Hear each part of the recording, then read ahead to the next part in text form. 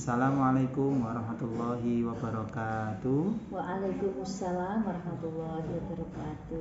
Alhamdulillah pada siang hari ini, kesempatan yang mulia ini kita bisa berjumpa dan juga kita bisa berkomunikasi silaturahim. Perkenalkan, nama saya Muhammad Syafa SPD, peserta Latsar 2021 CPNS 2019 yang kesempatan kali ini mendapatkan tugas untuk mewawancarai atau mencari narasumber, entah itu dari tokoh masyarakat dan juga figur di dalam kehidupan dan juga guru untuk memberikan ilmunya. Kebetulan pada siang hari ini alhamdulillah kita sudah bersama dengan tokoh masyarakat kita, yakni figur kita, yakni beliau yang ada di samping saya. Selamat siang. Selamat siang. Alhamdulillah. Perkenalkan, beliau ini Ibu Nyai DRA Hajah Syamsiah MPDI. Kebetulan beliau juga pengawas PAI di Kementerian Agama Kabupaten Sleman. Dan beliau termasuk juga pengasuh panti asuhan dan pondok pesantren Zuhriyah Kabupaten Sleman. Nanti akan kita wawancarai beliau, kita mencari ilmu dari beliau tentang kehidupan dan akan kita gabungkan dengan nilai-nilai dasar ASN, yakni ada akuntabilitas, ada nasionalisme, anti korupsi, dan juga ada etika publik dan lain sebagainya. Oleh karena itu kita mulai dulu dengan berdoa menurut agama dan keyakinan kita masing-masing. Berdoa dimulai. Berdoa selesai, ya langsung saja kami berikan waktu kepada beliau Ibu Nyai DRA Hajah Syamsiah MPDI tentang ilmu-ilmu dalam kehidupan, mungkin tentang kepemimpinan, terus kemudian tanggung jawab atau tentang sopan santun, kejujuran, kepercayaan dengan masyarakat, tanggung jawab dan sebagainya.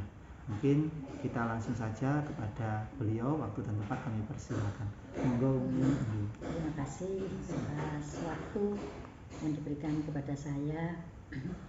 Jadi selama kami diberikan amanah oleh Allah SWT untuk mengemban tugas kami sebagai abdinya Allah, sebagai abdi negara, kita lakukan atau kita laksanakan apa yang menjadi perintah dan menjauhi larang-larangannya.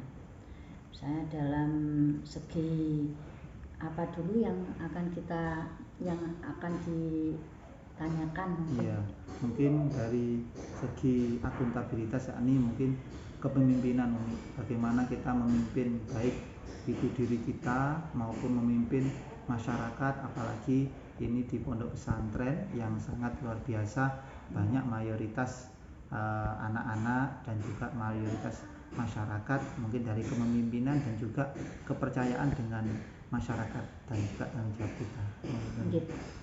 Masalah kepemimpinan yang sangat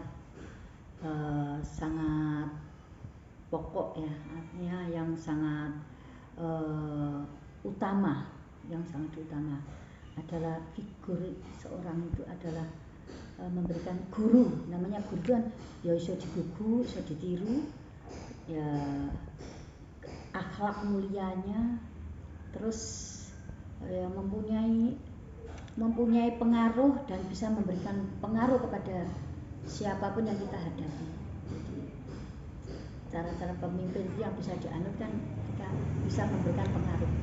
Apa yang kita katakan itu bisa dilaksanakan oleh seseorang atau siapa saja karena digugu dan ditirunya tadi.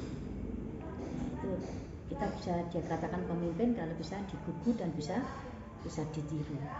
Untuk dengan masyarakat bagaimana? Ya kita pokoknya menjadi pelayan, jadi melayani. Tidak jadi pemimpin terus kita mempunyai kekuasaan yang otoriter banyak. Tidak begitu. Jadi pemimpin itu kita sebagai pemimpin juga sebagai abdi memang harus melayani masyarakat. Kalau sebagai ketua atau pengasuh pondok ya melayani santrinya. Kalau di kedinasan ya melayani umat masyarakat yang kita. Jadi sebagai pelayan itulah kepemimpinan yang insya Allah kita itu bisa konsisten bisa ajak, bisa istiqomah. Tujuan dan menjadi pemimpin itu apa? Dan ya masih banyak lagi. Namanya harus familiar dengan banyak orang itu, ramah dengan orang. Terus apa yang kita lakukan ini selalu konsisten ya, artinya istiqomah dalam memberikan ajaran atau keteladanan itu ada istiqomah. Terima kasih Umi, alhamdulillah banyak sekali ini.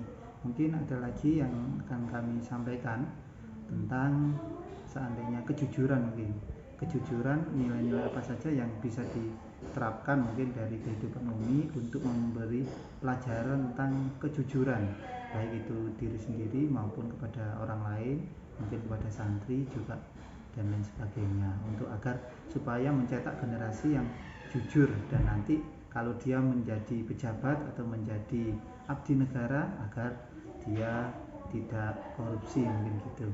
Mungkin ada kiat-kiat untuk tentang kejujuran itu. Kejujurannya ya, kita anak-anak diajak untuk selalu disiplin diri, yaitu kita di pondok ya, dengan disiplin itu kita buat salah satu yaitu tata tertib ini hendaknya semuanya murid atau santri itu mengikuti. Kalau ada jadwal itu kan harus mengikuti sesuai dengan jadwal yang ada. Kemudian beribadah apapun itu dan diberi tanggung jawab. Semua santri ada tanggung jawab, semacam jadwal piket untuk melakukan piket itu sesuai dengan jadwal masing-masing. Itu kan anak-anak kan nggak mungkin ada satu sama lain ada maido atau siapa ini, semuanya sudah mempunyai rasa ada tanggung jawab dengan kejujurannya, dengan sifat-sifat yang ada sudah kita tanamkan pada semua santri. Ya, jadwal piket, terus kemudian diberi tanggung jawab, ada yang menerima tamu, ada jadwalnya, yang ngimami sholat 5 waktu itu masing-masing santri ada jadwal tersendiri. Kemudian bagian tanggung jawab untuk seksi-seksi, ada seksi pendidikan, seksi humas, seksi apa ini. Anak-anak otomatis sudah mengerti akan tanggung jawab secara dirinya sendiri. Betul, berarti itu sudah ada di dalam tata tertib. Tata tertibnya semuanya. Nah, mungkin poin saya ambil adalah tentang tata tertib itu untuk melatih kejujuran dalam melaksanakan tata tertib. Seandainya ini kalau dari tata tertib itu atau dari seseorang anak santri melanggar dari tata tertib itu, kira-kira apa yang dilakukan oleh Umiaya atau santri? Ada takzir ya, namanya takzir itu hukuman, tapi hukuman yang selalu ada mendidik. Ini bisa berubah-ubah gitu, Ustaz atau Pak Safa. Kita berupa uang, umpamanya nggak jamaah sekali itu kita takzir dengan uang 5.000. Tapi kalau umpamanya nggak piket, nggak mengerjakan piket, itu nanti tanggung jawab, diberi tanggung jawabnya anak yang lain, itu dikasih tanggung jawab itu. Misalkan halaman, tadi siapa yang nggak piket halaman, itu berarti anak ini dikasih tanggung jawab halaman beserta disaksikan teman-teman yang lain. Itu supaya untuk melatih ada rasa malu, ada rasa jerah dan sebagainya, seperti itu. Oh iya, terima kasih Umi. Berarti ada takziran ya untuk yang melanggar ini tadi, dengan hukuman yang mendidik, hukuman sosial dan juga untuk kebersihannya. Dan berarti di situ ada juga keberanian ya, keberanian agar supaya kita menjalani tanggung jawab dengan konsisten. Konsisten. Ini sangat menarik Umi ya. Mungkin yang terakhir tentang hubungan kita dengan Tuhan ya, kalau kita agama Islam dengan Allah Subhanahu wa taala, bagaimana konsep kita beribadah kepada Allah, apakah selalu ibadah terus tanpa sosial, atau dunia terus tanpa akhirat, atau akhirat terus tanpa dunia, atau bagaimana ini? Ya.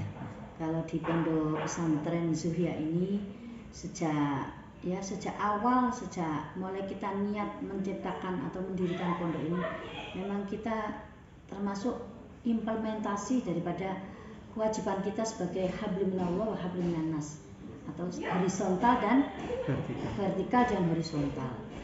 Vertikalnya apa? Kita melakukan sholat jamaah, melakukan puasa Senin Kemis, melakukan mujahadah dari jam bangun tahajud jam 3 sampai jam 6 ngaji terus sampai jam 8 baru ada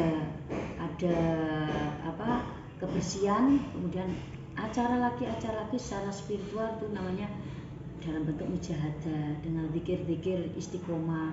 Itu hubungan kita dengan vertikal atau hablum minallah. Secara sosial, secara horizontal, kita lakukan apa?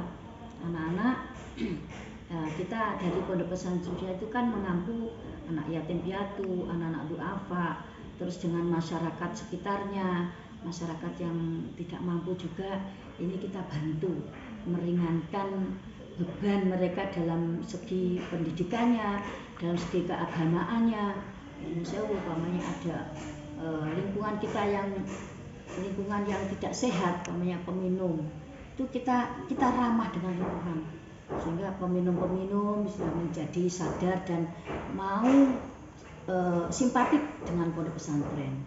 Dan kita tidak satu agama saja, berbagai macam agama bisa ikut bertoleransi atau membantu bersama-sama untuk mewujudkan hubungan horizontalnya ini. Ya. Luar biasa. Berarti inti dari yang disampaikan tadi adalah adanya keseimbangan. Hubungan vertikal dengan horizontalnya. Hablum minallah wa hablum minannas itu bisa seimbang. Luar biasa. Berarti ini insya Allah kalau keseimbangan yang sudah dicapai akan mendapatkan keadilan sosial. Keadilan sosial termasuk implementasi daripada Pancasila ya. Ada ketuhanan yang Maha Esa, itu secara spiritualitas kan sudah ada, kemanusiaan kita bisa saling tolong menolong pada sesama manusia dalam segi pendidikan dan sebagainya, dari segi keagamaannya, dari segi aspek-aspek yang berlaku di masyarakat kita rangkum semua. Ya. Mungkin yang terakhir ini karena bertepatan dengan HUT RI yang ke-76. Ini kebetulan kita pakai merah putih dan saya putih, merah putih. Kita masih menghormati Hari Kemerdekaan juga. Bagaimana tanggapan Umi Yayah untuk kehidupan Umi tentang kemerdekaan RI ini, untuk simbol atau lambang negara kita dan sebagainya gitu. Ya, kita tetap nuansanya harus semangat nasionalisme. Kita adakan di Pondok Pesantren Zuhriah ini dengan mengadakan upacara hari ulang tahun kemerdekaan yang ke-76. Kemarin ada upacara santri, semua santri. Kemudian mengadakan lomba-lomba karena berbarengan dengan hari tahun baru Islam Muharram. Ini kita gabungkan. Jadi nilai-nilai nasionalisme dengan nilai-nilai spiritual atau keagamaan dalam rangka semangat Muharram kita padukan, kita kolaborasi. Acaranya bisa berganda karena dua momen yang sangat luar biasa pada tahun ini, bulan Agustus ini. Okay. Oh iya, terima kasih. Berarti tetap kita semangat untuk nasionalisme gitu. Untuk nasionalis, jiwa nasionalis, dan juga religiositas itu dipadukan. Jadi intinya dari Pondok Pesantren Zuhriah dan Panti Asuhan ini tidaklah Islam yang radikal ya Umi ya. Tetap rahmatan lil alamin. alamin. Ya. Jadi juga menghormati jiwa-jiwa nasionalisme untuk kemerdekaan RI yang ke-76.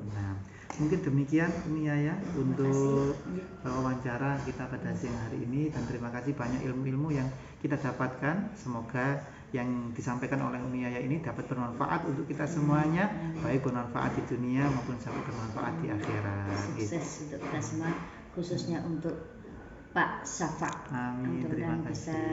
Bisa konsisten dalam mengemban tugas. Ya. Amin. Makasih, kalau ada kekurangan mohon maaf. Assalamualaikum warahmatullahi wabarakatuh. Ya, demikian dari kami wawancara yang bisa kami sampaikan pada siang hari ini. Ada kurang lebihnya mohon maaf yang sebesar-besarnya. Wa'alaikum billahi taufiq wal hidayah. Assalamualaikum warahmatullahi wabarakatuh.